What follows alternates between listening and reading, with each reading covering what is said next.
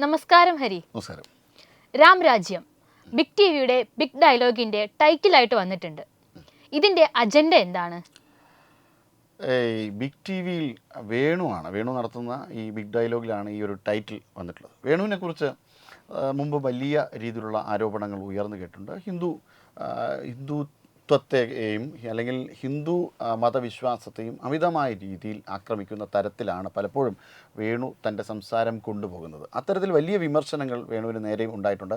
മുമ്പും ഇത്തരത്തിലുള്ളതായ ടോപ്പിക്കുകൾ എടുത്തിട്ട്, അതായത് ഇപ്പോൾ മോദിക്ക് ശേഷം യോഗി എന്ന് പറഞ്ഞുകൊണ്ട് ടാർഗറ്റൊക്കെ വെച്ചിട്ട് അതും ഹിന്ദു രാഷ്ട്രീയം ഇങ്ങനെ വിളനിലമാക്കുന്നു. അതോടൊപ്പം തന്നെ കേരളത്തിൽ നിങ്ങളെ ഈ ഹിന്ദുത്വ അജണ്ടയുമായിട്ട് വന്നു കഴിഞ്ഞ് കഴിഞ്ഞാൽ, അല്ലെങ്കിൽ ഹിന്ദു അജണ്ടയുമായി വന്നു കഴിഞ്ഞ് കഴിഞ്ഞാൽ നിങ്ങൾക്ക് ഒരിക്കലും ആരും ഇവിടുന്ന് സീറ്റ് കിട്ടില്ല, അത് നിങ്ങളെ പുറന്തള്ളിയിട്ടുണ്ട് എന്നൊക്കെ പറഞ്ഞുകൊണ്ട് വേണു മുമ്പും പലപ്പോഴായി ചർച്ചകൾ എടുക്കുകയും ഇത്തരത്തിലുള്ള ടോപ്പിക്കുകൾ എടുക്കുകയൊക്കെ ചെയ്തിട്ടുണ്ട്. അക്ഷരാർത്ഥത്തിൽ ഇതൊരു ഇടതുപക്ഷത്തിൻ്റെ നറേറ്റീവ് സൃഷ്ടിക്കുവാനാണ് വേണുവിൻ്റെ ഒരു ആസൂത്രിതമായ ശ്രമമാണ്. അതായത് ടാർഗറ്റഡായി ഹിന്ദുവിനെതിരെയുള്ള ഒരു ആക്രമണം നടത്തുക, മറിച്ച് ഒരു ഇസ്ലാമിക പൊളിറ്റിക്സിനോടുള്ള ഒരു ഇസ്ലാമിക് പൊളിറ്റിക്സിൻ്റെ അപ്പീസ്മെൻറ്റ് നടത്തുക. ഇതാണ് പ്രധാനമായും അവരുടെ ഒരു ലക്ഷ്യമായി വന്നിട്ടുള്ളത്. പക്ഷേ ബിഗ് ടി വി പോലുള്ള ഒരു പ്ലാറ്റ്ഫോമിൽ, ഒരു പുതിയ പ്ലാറ്റ്ഫോമിൽ ഇത്തരം രീതിയിലുള്ള കാര്യങ്ങളൊക്കെ ഉണ്ടാകുമെന്നുള്ള കാര്യമൊന്നും ആദ്യം പ്രതീക്ഷിച്ചിരുന്നില്ല. പക്ഷേ ഗ്രാജ്വലി അത് മറ്റൊരു ട്രാക്കിലേക്കാണ് പോകുന്നത് എന്നാണ് ഇപ്പോഴുള്ള ഈ ഒരു ഇതിൻ്റെയൊക്കെ ഒരു ഇതിൽ നിന്ന് നമുക്ക് മനസ്സിലാക്കാൻ പറ്റുന്നത്.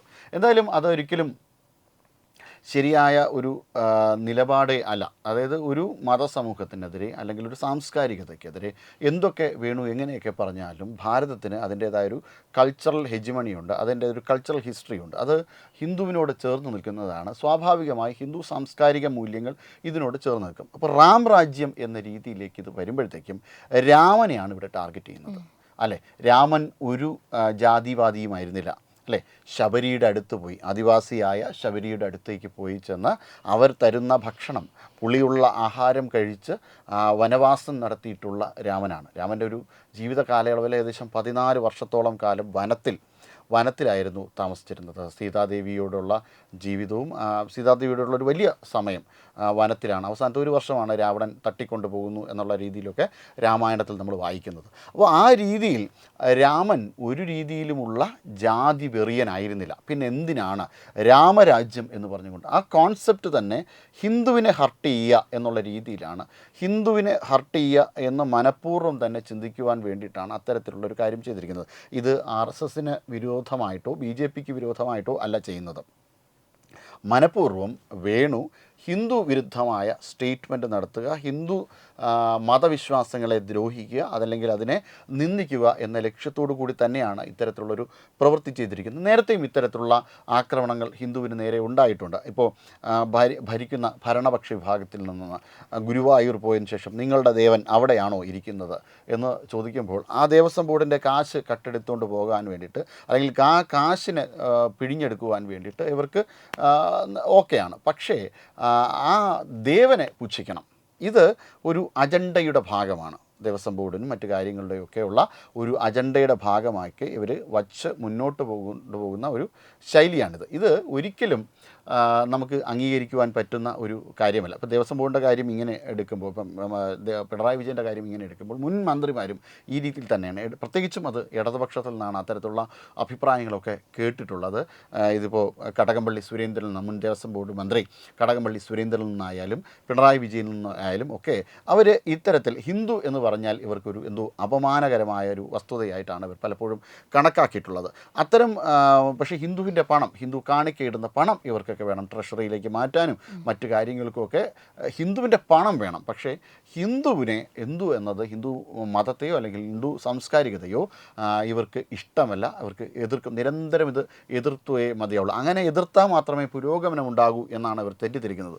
പക്ഷേ മറുഭാഗത്ത് ഇതൊരു അപ്പീസ്മെൻറ്റ് പൊളിറ്റിക്സിൻ്റെ കൂടി ഭാഗമായിട്ട് മാറുമ്പോൾ തീർച്ചയായിട്ടും ഇവിടെ വർദ്ധിക്കുന്നത് ഒരു ഇസ്ലാമിക ഭീകരത അല്ലെങ്കിൽ ഇസ്ലാമിക വർഗീയത വർദ്ധിക്കുന്ന ഒരു സാഹചര്യം കേരളത്തിലുണ്ടാകും. അതിലൂടെ സംഭവിക്കുന്ന പല സംഭവ വികാസങ്ങളും, അതായത് കേരളത്തിൻ്റെ മുന്നോട്ട് പോക്കലിന് തന്നെ ഒരു ദേശീയ ചിന്താധാരയെ തന്നെ ഇത് ഹർട്ട് ചെയ്യുന്ന ഒരു കാര്യമാണ് ഇവർ ചെയ്യുന്നത് എന്ന് ഇവർ മനസ്സിലാക്കുന്നതേയില്ല. കാലക്രമേണ ഭാരതത്തിൽ നിന്ന് വ്യത്യസ്തമായി കേരളത്തിനകത്ത് ഈ ഭീകരവാദികളെയൊക്കെ പ്രൊഫസ് ചെയ്യുന്ന തരത്തിൽ ഈ ഭീകരവാദികളെയൊക്കെ സ്തുതിപാഠകന്മാർ കേരളത്തിൽ നിന്നുണ്ടാകുന്നുണ്ട്.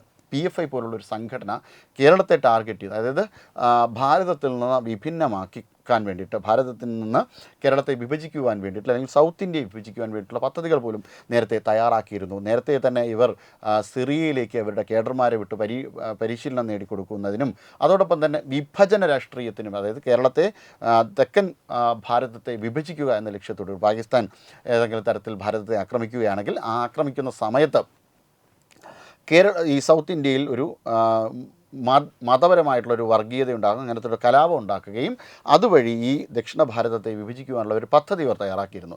ഇതിൻ്റെ കൃത്യമായ റിപ്പോർട്ട് പട്യാല കോടതിയിൽ NIA തന്നെ സമർപ്പിച്ചിട്ടുണ്ട്. അത്തരമൊരു സാഹചര്യം പോലും കേരളത്തിലുണ്ടായിട്ടുണ്ട്. അങ്ങനെ കേരളത്തിൽ ഈ മതവർഗീയത പടർന്നു പിടിക്കുന്നതിന്, അല്ലെങ്കിൽ മതഭീകരത പടർന്നു പിടിക്കുന്നതിന് ഇവരുടെ ഈ സോഫ്റ്റ് പൊളിറ്റിക്സ്, അല്ലെങ്കിൽ ഹിന്ദുവിന് നേരെയുള്ള ഹാർഡ് പൊളിറ്റിക്സ് പലപ്പോഴും ഉപകരിച്ചിട്ടുണ്ട് എന്ന് തന്നെ പറയേണ്ടി വരും. അതോടൊപ്പം തന്നെ ഇപ്പോൾ DYFIയുടെ ഒക്കെ കാര്യം എടുത്തു കഴിഞ്ഞാൽ അയ്യപ്പൻ, ആർത്തവരക്തത്തിൽ മുങ്ങിയ അയ്യപ്പനെയൊക്കെ ചിത്രീകരിക്കുവാൻ വേണ്ടിയിട്ട് ഇവർ സദാ ശ്രമമൊക്കെ നടത്തിയിട്ടുണ്ട്. എന്തിനു വേണ്ടിയിട്ടാണ് ഒരു ദേവതാ സങ്കല്പത്തിന് നേരെ ഇത്തരത്തിലുള്ള ആക്രമണമൊക്കെ നടത്തുന്നത്? അതോടൊപ്പം തന്നെ ഗണപതി മിത്താണ്, അയ്യപ്പൻ മിത്താണ് തുടങ്ങിയ കാര്യങ്ങളൊക്കെ ഇവരെന്തിനു വേണ്ടിയിട്ടായിരിക്കും ഈ രീതിയിലുള്ള ആരോപണമൊക്കെ നടത്തുന്നത്? വ്യക്തമായും ശുദ്ധമായും ഇത് ഇവിടെ ഉണ്ടാകുന്ന ദേശീയധാരയെ, ഹിന്ദുത്വത്തെ, ഹിന്ദുബോധത്തെ അതിക്രമിക്കുക, അതിനെ അറ്റാക്ക് ചെയ്യുക എന്നതാണ് ഇവരുടെ പ്രധാനമായിട്ടുള്ള ലക്ഷ്യം. അതിനു വേണ്ടിയിട്ട് അവർ സകലതും ചെയ്യും. അപ്പോൾ ഇവർ ഹിന്ദു ബിംബങ്ങളെ പൊളിക്കുന്ന, രാമനെ പൊളിക്കേണ്ടതിൻ്റെ എന്ത് കാര്യമാണ് ഇപ്പോൾ വേണുവിനുള്ളത്? രാമനെ പൊളിക്കേണ്ട യാതൊരു തരത്തിലുള്ള ഒരു കാര്യവുമില്ല. രാമൻ ഇതിലേക്ക് ഒരു ഭാഗഭാക്കിയല്ല. അയാളുടെ പേര് രാമനാണ് എന്ന് വിചാരിച്ചുകൊണ്ട്, രാമൻ അങ്ങനെയല്ലല്ലോ. രാമരാജ്യം എന്ന കോൺസെപ്റ്റും അങ്ങനെയല്ലല്ലോ. ഗാന്ധി പോലും വിശ്വസിച്ചിരുന്ന ഒരു കോൺസെപ്റ്റാണ് രാമരാജ്യം എന്ന് പറയുന്നത്. ഗാന്ധി തന്നെ ഇതിനെ ഒരുപാട് ഇടങ്ങളിൽ രാമരാജ്യം എന്താണ് എന്ന് പറഞ്ഞിട്ടുണ്ട്. അത് ധർമ്മത്തിൻ്റെ അടിസ്ഥാനത്തിലുള്ള ഒരു ദേശീയ സങ്കല്പമാണ് രാമരാജ്യം എന്ന് പറയുന്നത്.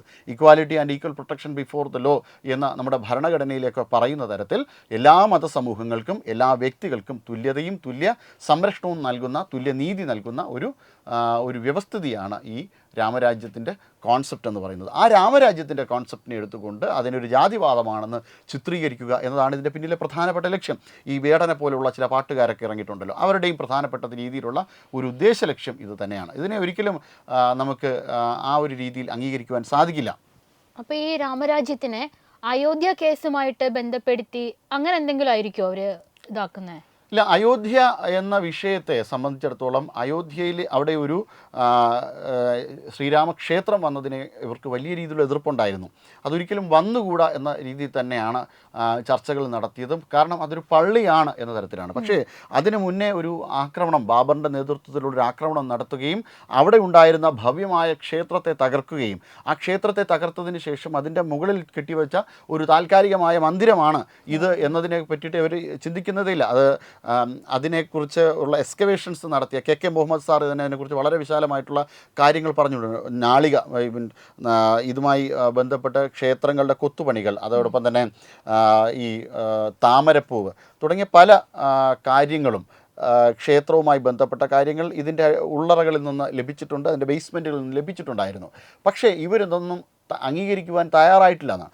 ഈ രീതിയിൽ ഈ വിഷയത്തെ മാറ്റിയെടുത്തതിന് പിന്നിൽ തന്നെ ഒരു വ്യക്തമായ രീതിയിലൊരു അജണ്ടയുണ്ടായിരുന്നു. അതായത് എങ്ങനെയെങ്കിലും ഈ ഒരു സാംസ്കാരിക ധാരയെ കട്ട് ചെയ്യുക, അതോടൊപ്പം തന്നെ ഇങ്ങനെ ഒന്നില്ല, ഇതെല്ലാം മിത്താണ്, ഇതെല്ലാം കേവലം സങ്കല്പമാണ് എന്ന് പറഞ്ഞുകൊണ്ട് മനുഷ്യരാശിയുടെ ഹിന്ദു ധർമ്മത്തിൻ്റെ വിശ്വാസങ്ങളെ കടന്നാക്രമിക്കുവാൻ വേണ്ടിയിട്ടാണ് ഇവരെല്ലാ സമയത്തും ശ്രമിച്ചിരുന്നത്. ഇത് ഭാരതത്തിൻ്റെ മതേതരത്വ ബോധത്തിന് നിരക്കുന്നതല്ല എന്നാണ്. ഭാരതത്തിൻ്റെ മതേതരത്വ ബോധം എന്ന് പറഞ്ഞാൽ മതസൗഹാർദ്ദമാണ്. നമ്മുടെ നവോത്ഥാന മൂല്യങ്ങൾ പോലും ഹിന്ദു ധർമ്മത്തിൽ അധിഷ്ഠിതമായിട്ടുള്ള ഒരു നവോത്ഥാന മൂല്യങ്ങളാണ്. അല്ലാതെ വെസ്റ്റേൺ റെനൈസൻസ് പോലെയൊന്നും ആയിരുന്നില്ല ഇന്ത്യൻ റെനൈസൻസ് എന്ന് പറയുന്നത്.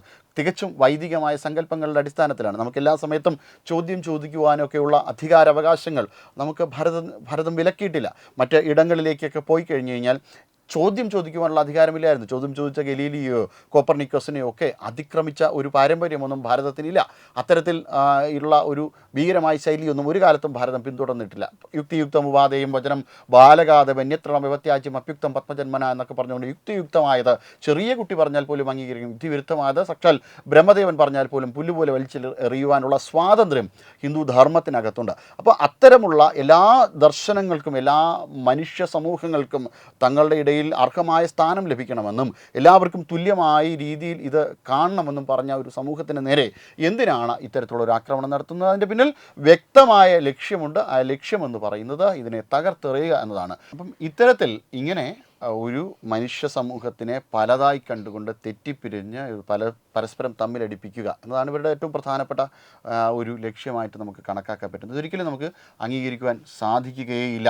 ഇത് കേരളത്തിലെ ജനങ്ങൾക്കിടയിൽ ഒരു ഭിന്നത ഉണ്ടാക്കുവാൻ മാത്രമേ ഉപകരിക്കുന്നുള്ളൂ. അതിനാൽ ഇത് അംഗീകരിച്ചു കൊടുക്കാൻ സാധിക്കുന്നതല്ല. നമസ്കാരം.